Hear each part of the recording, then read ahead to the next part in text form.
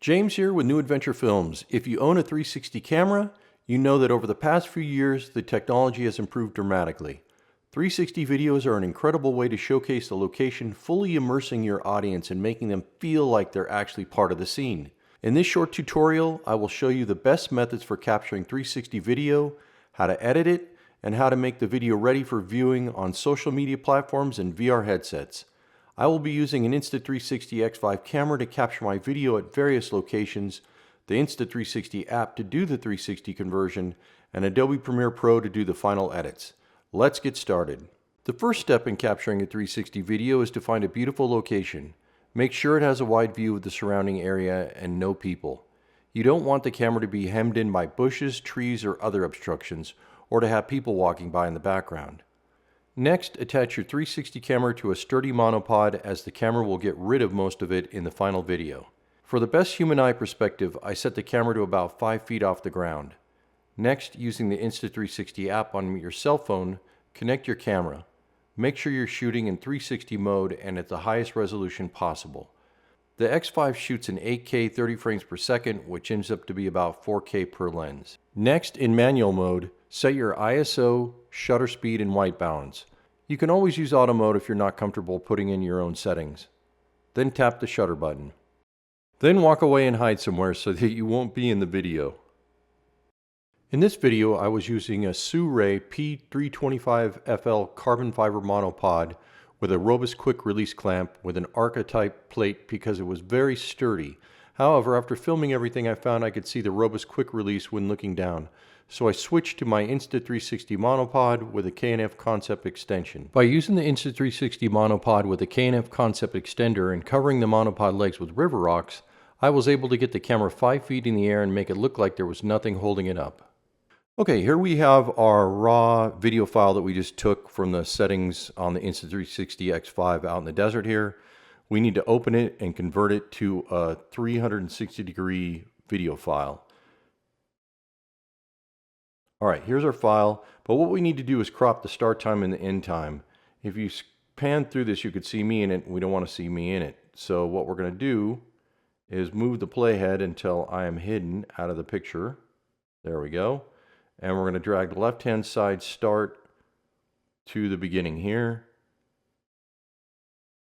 And then we're going to go towards the end until I start coming back to turn off the video recording. Here it is right there. There I am.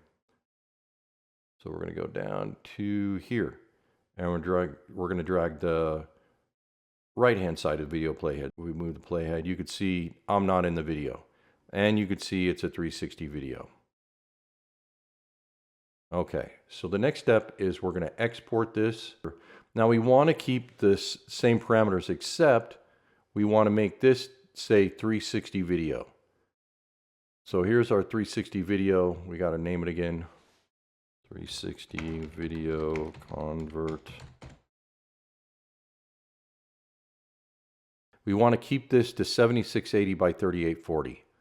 It was shot in 30 frames per second, so that's where it's going to stay. Encoding format is better in H.265 because it's easier to work with on computers. So we have 360 video, name the file, keep the same megabits rates and resolution, and media type is video, and we're going to start the export. This is going to take a little bit, so we'll come back. Okay, as you can see here, we have our 360 video convert file, and we need to open that up in Adobe Premiere Pro. First, we need to create a new project, so we're going to go to File, New Project, and we're going to say, call it Edited 360 Final Video. And we're going to say Create. And so we're going to open up our file, Windows Workspace Assembly, Media Browser, or let's import it first. And then we'll drag it right onto the timeline. We're not going to set up any sequence settings first. All right, here's our video. As you can see, it's flat, but we want to view it in VR mode. So you go to this toggle VR video display, and there we go. That's the VR video display. But we want to make that more user-friendly here. So we're going to right-click on the video, we're going to go to VR video, and we're going to get rid of the controls first of all, so the controls are gone now. But we want to make it fill the screen from end to end, so we're going to right click on it again. We're going to go to VR video and settings, and we're going to change the vertical to 60 degrees and say OK. So now it fills the screen and we can see it in a more normal view. So at this point it would be a good time to edit it. So I'm going to go to Windows, Workspace, Color, and I'm just going to go to the basic correction. I'm just going to add a little bit of saturation to make it look more, pop more, a little bit of contrast,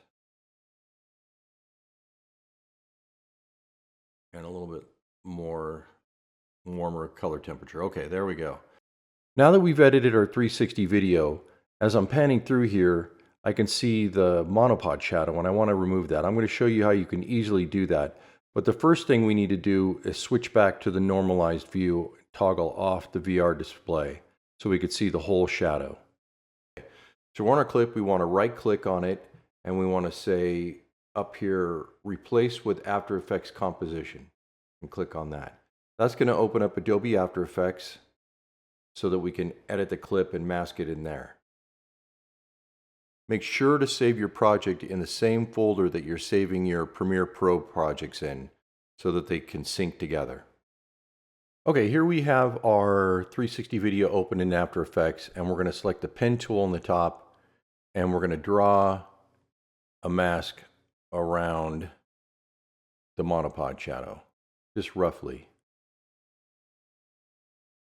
Okay, once you do, the screen will black out and you'll just see the shadow of the monopod in the middle. So next we're going to go down to the bottom left here and we're going to select mask. It'll be like this, and we're going to instead subtract here, change it from add to subtract. So now we see just the box around the shadow. We're going to hit mask again and we're going to click on the stopwatch to mask the path. So this is helpful if your shadow is moving throughout the day or if you have a moving object. But right now we just have a monopod shadow. It should stay pretty still. So if you scrub through this, even though the background is moving, the shadow should remain constant. All right.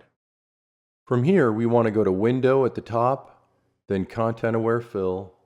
And on the bottom right-hand side, you'll see a box open up that says Content Aware Fill. And we want to just generate fill later. Okay, we're back in Adobe Premiere Pro, and as you can see, the shadow from the monopod is completely gone. If we scrub through this a little bit, you can see the sky's moving a little bit, but no shadow. So the next step is we want to save it, and we want to render it. So File, Export, Media, and we're going to come down. We're going to look, first of all, we're going to rename this so we don't get confused here. Final video, and we want it in H.264. We're going to come all the way down to the bottom. A little bit over 100, 110, 120 is great for the target bit rate. It is monoscopic, but this is the important. Video is VR. Make sure that is checked or it won't save the VR data into it and you won't be able to use it with VR goggles. And hit export.